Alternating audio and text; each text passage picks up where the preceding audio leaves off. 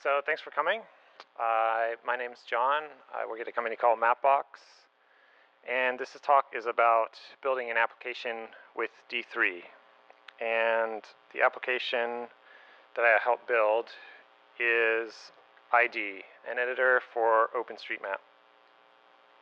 So this talk is mostly going to be about how we built ID and less about what it is, but I'll talk a little bit about what it is. So OpenStreetMap is a map of the world that anyone can edit and whose data is available under an open license. So ID is a web-based editor, replaced an older Flash-based editor as a default editor on the OpenStreetMap website a few months ago. And this is what it looks like. We're looking at this area around Moscone Center.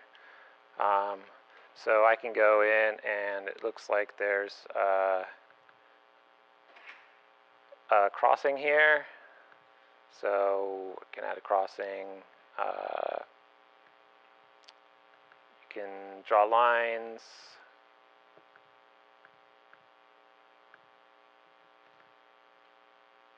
Draw areas.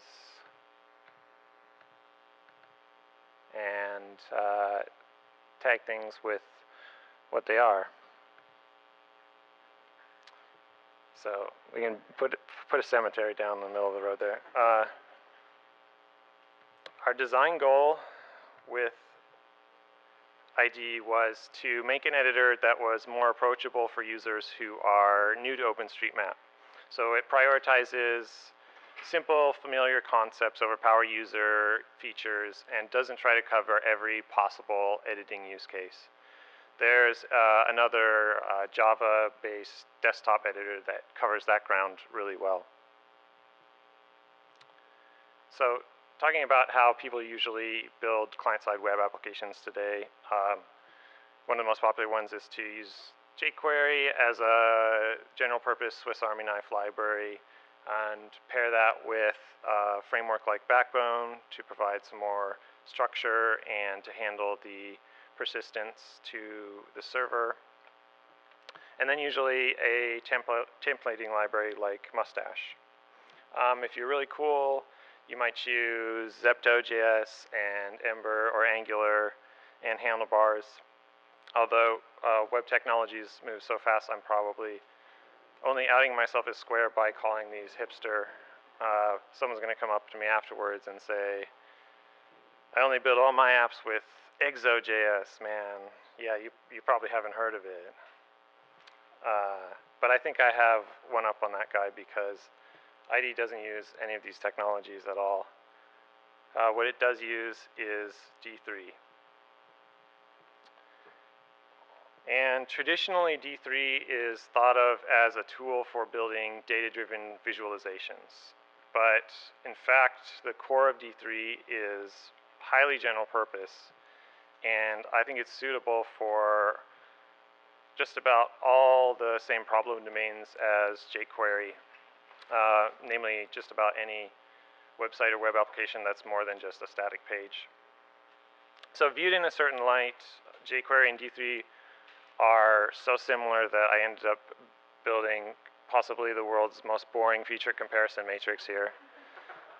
Yeah, there's one feature missing from D3 there. I'll come back to that later. But now that I've built an app entirely with D3 and without jQuery, I really prefer D3. And why is that? So I left out a row in the matrix here. What D3 has that jQuery doesn't have is really good data binding. And the reason that data binding is so important is that it allows me to write code in a much more declarative way than jQuery.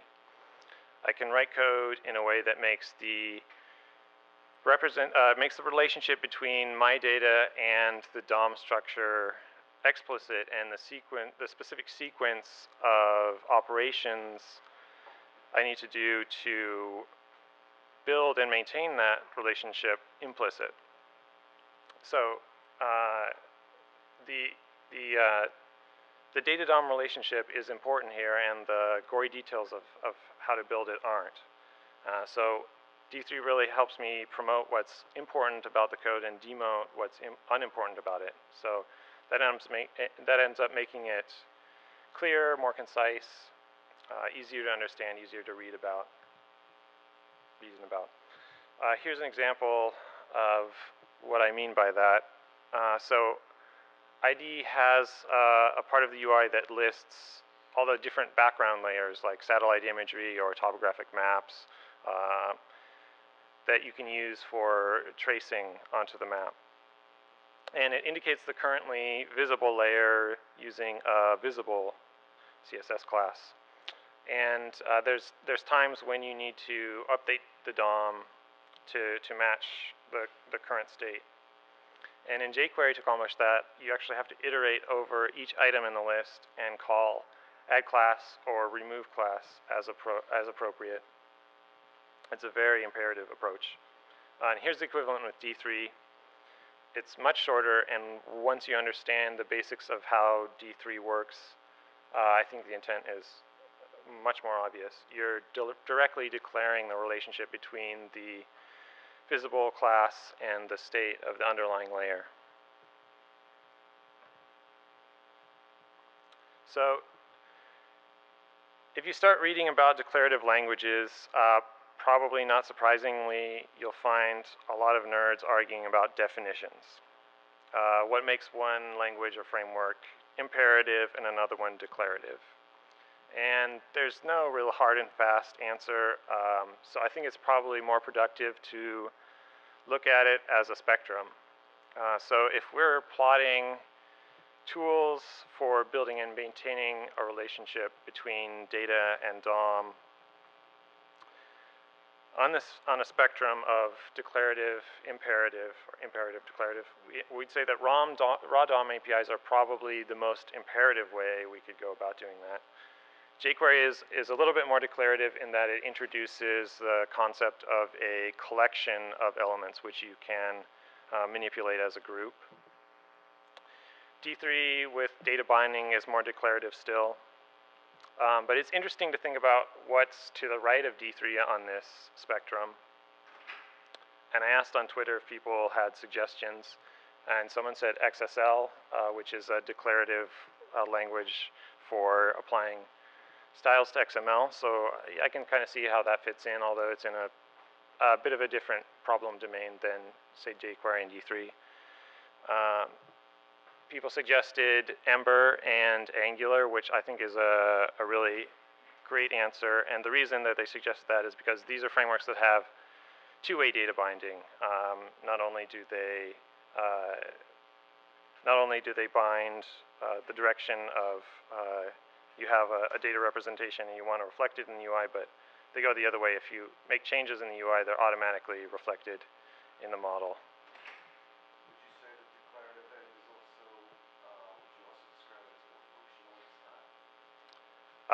Would I describe it as more functional in style? Yes, I think I would. Yeah. I got one other suggestion, which was Genghis Khan. Not sure where that came from. So I just mentioned a couple of frameworks, so let's talk about frameworks. Virtually all client-side frameworks these days are built around a set of patterns that separate the concerns of the application into parts that model the domain and business logic and parts that model the user interface and the controls that users use to manipulate and interact with the data. And then there's a third part that coordinates or connects or mediates between the first two, and it has various names or manifestations like controller or presenter or model view, and the difference between all those is relatively subtle and ultimately not as important, so people have taken to calling that just whatever. And the model and view are really the important part because they're encouraging you to separate your business logic from your presentation logic. I do want to look at one aspect of how views and models are coordinated, and that's how they deal with change. And there's two directions that change can flow. It can flow from the model to the view when a model needs to produce a change in the view, or the reverse when the user has interacted with the view and made a change that needs to be propagated back to the model. So looking at the forward direction to start off with, different frameworks take different approaches. Backbone basically leaves it up to you to re-render the view in response to changes from the model. And in practice, that usually means either re-rendering the whole template wholesale, even if only specific subsets of it have actually changed. Or you have to introduce a totally separate rendering path where you manually update just the parts that have changed. And Ember and Angular and other frameworks recognize this as kind of an anti-pattern, and they introduce template languages that are smart enough to automatically update themselves in response to changes in the model. So that's a cool feature. It does impose the constraint that you have to work within the model and observer framework that's provided by those libraries. And we'll see why we didn't want those type of constraints for IDE later on. So D3's solution to modeling view updates is the data join selection. This comes in a trinity. The inner selection contains placeholders for elements that exist in the data but not yet in the DOM. The update selection is where the action happens in response to change. It contains elements bound to data. And the exit selection contains elements that are going away. And if you really want to understand D3 at a deep level, master this enter, update, exit trinity. And for IDE, the D3's data joins provided just the right amount of flexibility. So they're flexible enough to support a completely custom data model, which I'm going to talk about in a second, and a custom mutation strategy. And they're powerful enough to support really efficient targeted updates to the DOM, only touching the things that are actually changing, which is really important for performance. So we developed a number of work minimization techniques to make sure that we were only touching the parts of the DOM that changed in order to get good performance when we have tens of thousands of elements, particularly SVG elements, on the screen. So declare static structure on the inner selection. The inner selection is only executed when you actually need to create a new entity, a new element for the first time. So if something never changes, do the work to set that up on the inner selection, and don't waste time setting on every render. So these are usually things like constant CSS classes, the type attributes on input elements, and other attributes that are constant. And it's often the overall structure of the DOM.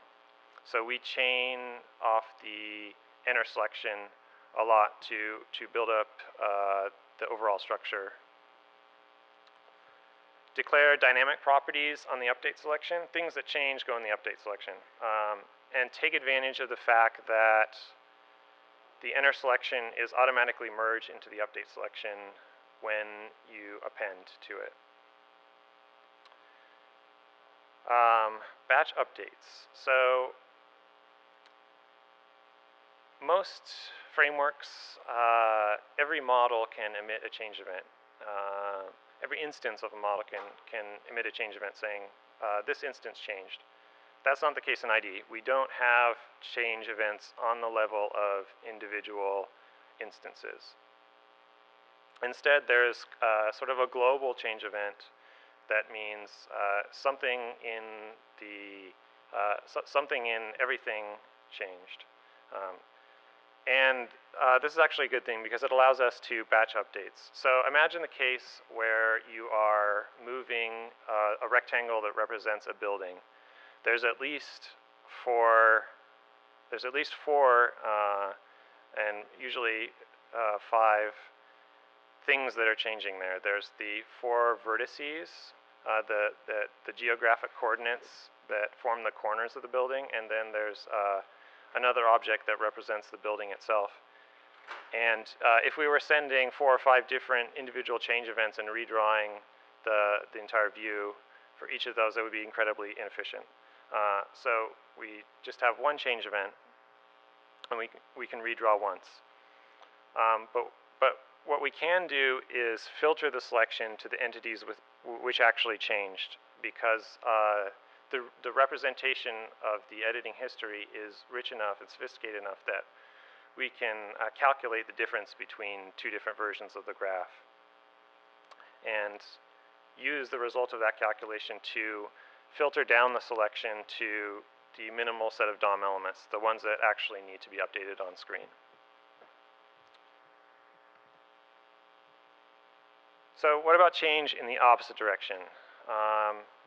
In all frameworks that I know of, when the user changes something in the UI, it produces a corresponding change in the model. That's pretty uncontroversial, I think. Maybe Exo.js is different, but in all frameworks that I know of, that's the case. And in all frameworks that I know of, it's also the case that change mutates the model. It changes the sole instance of the model in place. And IDE has views and it has models, and it has that third coordinating whatever part, but the way it handles changes going from the view to the model is very different. In IDE, the models are immutable. They don't change.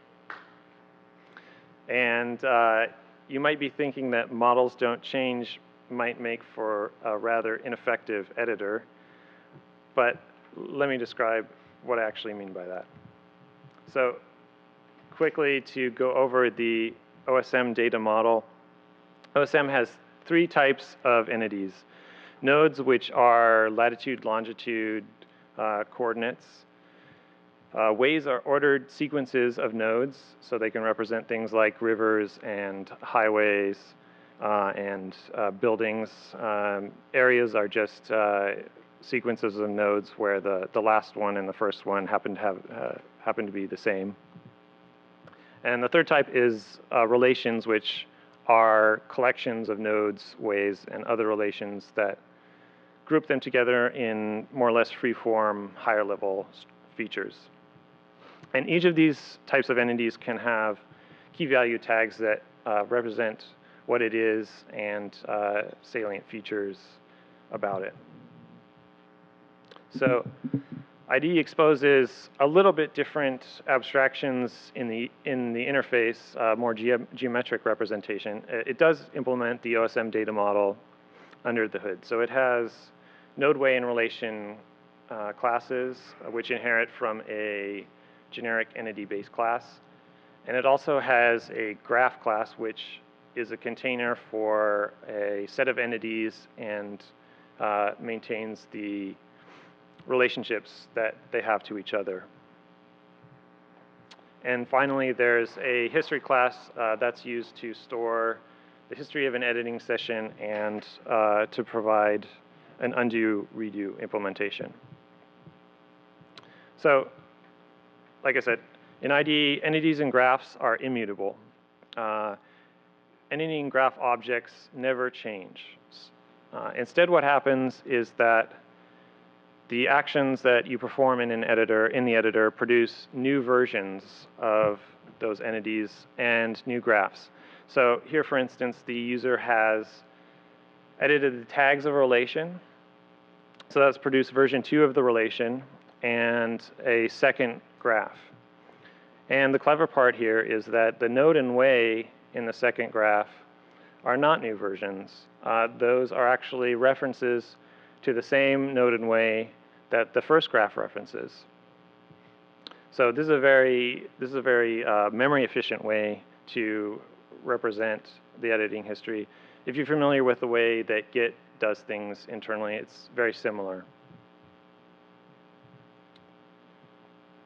And so here's another edit. We've added a node. We have a third version of the graph.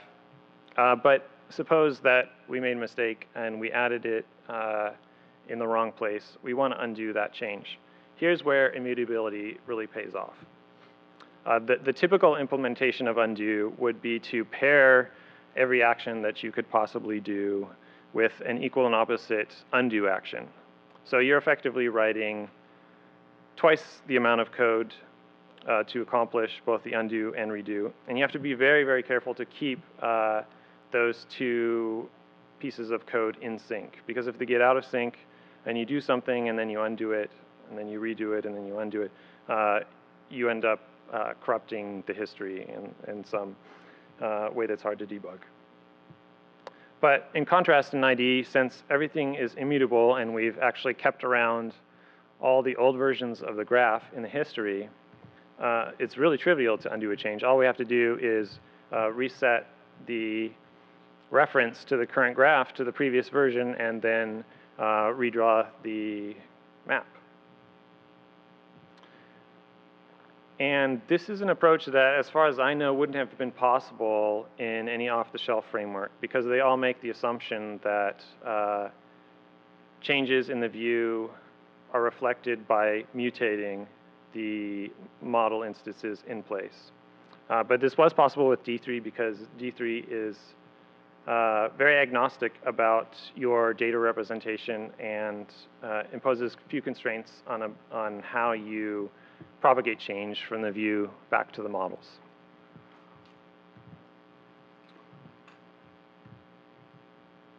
All right, templates. IDE doesn't use any templates. We just build everything with G3 in JavaScript. It works great. I love it. Here's why I've always been frustrated by templates. They feel very discontinuous in their expressiveness. And something that I've gone through several times when working on different projects is I start off with a simple static page. Maybe it's entirely static. Maybe it's server rendered. But it starts off very simple and doesn't even require any client-side JavaScript. And then I want to add a little bit of interactivity, so I introduce jQuery and start doing client-side stuff and go along. It's all good. Introduce a few more things. Before you know it, I have a mess of client-side spaghetti jQuery code, and I decide I really can't get any further unless I rewrite this in Backbone and start rewriting in Backbone. Realize I have to port all my server-side templates to client-side templates. Then I put a lot into that, and I'm working happily in client-side templates for a while. But then it turns out I want to do something, some sophisticated, transition or dynamic effect that the templating language doesn't support, and I end up reverting back to manually building things in JavaScript. Anyway, it just feels like there's several points along the way of building application where I have to invest an inordinate amount of work to get a small increment of sophistication. So the expressiveness seems very discontinuous. In contrast with D3, there's a little bit more required to get started, but I have the full power of a real programming language available to me from the very start. So I can start off building a static structure with selections and gradually increase the sophistication as I need. I can add transitions very easily. Event binding is really easy. And best of all, I have the power, all the power of a real language and all the abstraction and refactoring techniques that I use in any other JavaScript code in the view code, which is really great. The downside is your designers will probably hate you for not using templates at all. So far, we've sidestepped this by having really awesome designers that can code in D3. If your company has some of those, you should probably give them a raise. If you are one of those, ask for a raise. D3 is not all unicorns and puppy dogs. For one thing, it's too big. There's a lot of stuff in D3, and ID doesn't use all of it. This is ID rendered with the, this is D3 rendered with D3's tree map layout. This is all of it, and this is the part that ID uses. So it's around about 50%, maybe a little bit more. It doesn't use the tree map layout, for instance. In fact, it doesn't use any of D3's layouts. There's a solution to this, and it's by Mike Bostock, of course. It's called Smash. It's the tool that is used to build D3, and you can use it to build a customized version of D3 that only includes the parts that you want. So here's an excerpt from the ID makefile. We list out all the parts of D3 that we actually use, and then we use the smash executable to smash them all together, and it handles finding the dependencies of these files and including them in the correct order, and spits out a minimal version of D3 just for ID. D3 is also too small. Remember this line from the feature comparison matrix? It turned out that we needed dimensions functionality, and D3 didn't have it built in. But it's super easy and fun to write simple plugins for D3. So here's an example that implemented what we needed, which was a way to either set or get the dimensions of an SVG element. There's lots of other plugins. There's a whole repository of them, D3 plugins. Check it out. There's lots of cool things in there. We used a plugin in there that, given a projection and the dimensions of your viewport, will tell you which image tiles you need for the aerial imagery or any other tiled map data. There's also a project called D3 Bootstrap, which is an implementation of some of the JavaScript UI components from Bootstrap, like tooltip. We use this in ID. It's a really cool project.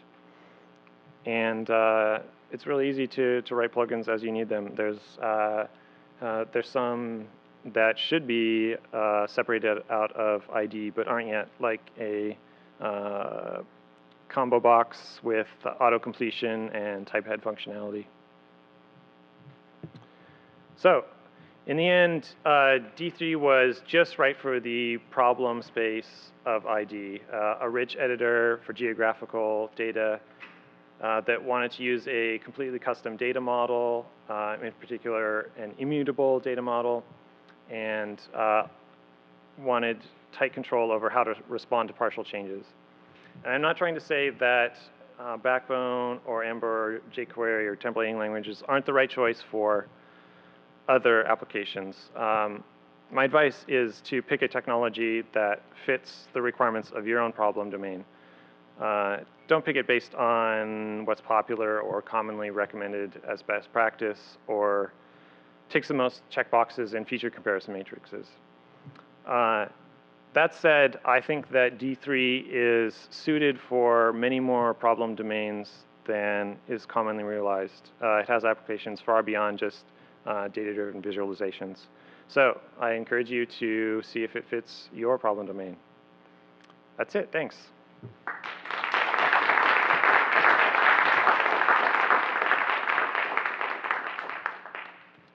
Happy to answer questions. Yeah. Could you use GeoTile? The question was, do we use GeoTile? You're asking about is. Or are you using open layers for the slipping map? We're using D3 GeoTile, yes, from the plugins repository. So what happens to the open layers flag? You're not even using open layers. We're not using open layers now. Yeah. I mean, what I'm wondering is if it fulfills that need, what happens to slipping maps in general? Do you think if you've got D3 handling slipping map capabilities with table visualization? Do you think it handles it well enough to replace them? I think right now, libraries like for traditional slipping map applications, I think you're still probably better off with like open layers, or Leaflet is the one that I like to use. There's a little bit more familiar UI or API, I should say, there in terms of you get to speak in terms of like center and zoom instead of scale and translate. Yeah. What do you use to pull map data from the server? Question is, what do we use to pull map data from the server? We talk to the OpenStreetMap API. There is actually no server-side component to ID itself. It's just static JavaScript, CSS, and one HTML landing page. But it talks to APIs provided by OpenStreetMap servers. Mainly API that says, give me a bounding box and I'll return you all the data inside that bounding box. It's actually an XML, so we have to jump through some hoops to parse XML on the client side. So it's not quite as nice as if it were a JSON API. Are you using the D3 XML? Yes, yeah, we are using D3 XML. Yeah. So just to be clear, you're updating the whole UI based on one set of data, so everything is kind of in sync. I'm just thinking, like most of these libraries, like Backbone or frameworks like Ember, they're meant for keeping the UI in sync. So if you do an action, other parts of the UI respond. So are you re-rendering the whole UI based on the changes the user makes? The question is, are we re-rendering the whole UI in response to changes that the user makes?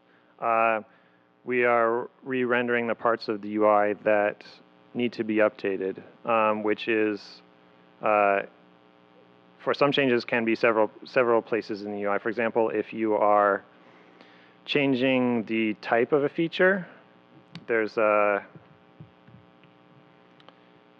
that might appear both in the map, in terms of the like the color of the feature, the fill color, and the icon. But the icon also appears in the sidebar, and the name of the type of feature appears in the sidebar. So if you made that change, it would be reflected in both places. But we're not redrawing the whole UI. We're just changing the specific element that needs to be changed. Yeah. Do you use the reusable chart pattern? Yes, we love the reusable chart pattern. The reusable chart pattern is an instance of the module pattern in JavaScript, and we use the module pattern everywhere in IDE except for the parts, except for objects that are allocated a lot, namely the actual classes that implement the data model, because that could be hundreds of thousands of node objects, for instance, and so those use classical JavaScript object patterns, which have a much better memory usage. But places where memory usage isn't important, where there's only one or a few instances that are ever allocated, we use the module pattern. So you use that to build your objects from smaller objects like composition? Yep. Mm-hmm. Yeah. Yeah. We break down all of the UI elements into pretty much the same sort of view hierarchy that you would in other frameworks.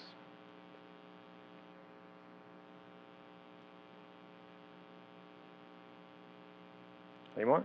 Yeah. So what's your compatibility? So I'm guessing you're using V3, so it's just more modern web browser.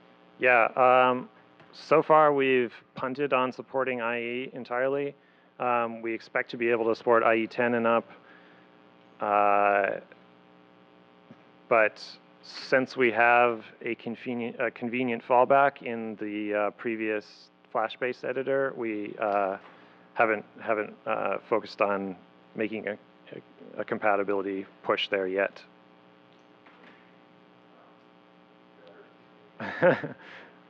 Yes, it's a lucky situation to be in. Yeah. Yes, the slides will be available. Yeah, there'll be, if you follow me on Twitter, jfire on Twitter, I'll tweet out a link to them. All right, thank you.